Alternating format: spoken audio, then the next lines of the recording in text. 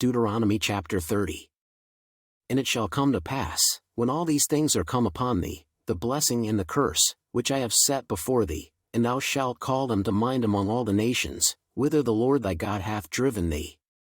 And shalt return unto the Lord thy God, and shalt obey his voice according to all that I command thee this day, thou and thy children, with all thine heart, and with all thy soul.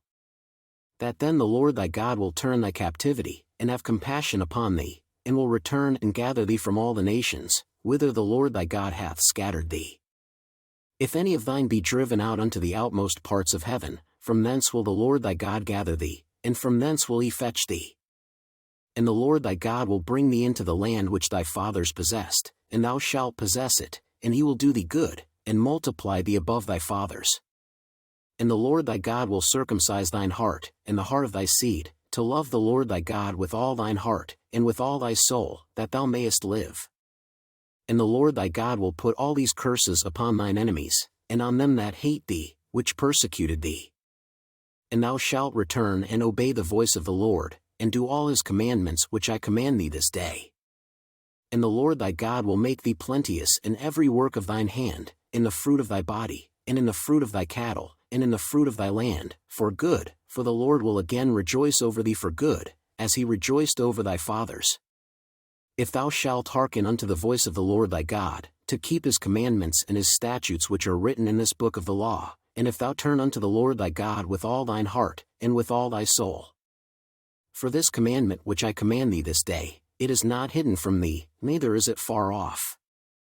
It is not in heaven, that thou shouldest say, Who shall go up for us to heaven, and bring it unto us, that we may hear it, and do it?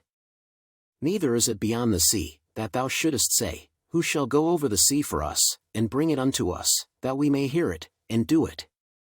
But the word is very nigh unto thee, in thy mouth, and in thy heart, that thou mayest do it. See, I have set before thee this day life and good, and death and evil.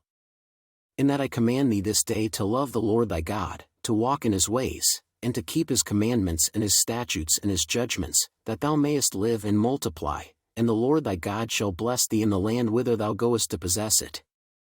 But if thine heart turn away, so that thou wilt not hear, but shalt be drawn away, and worship other gods, and serve them,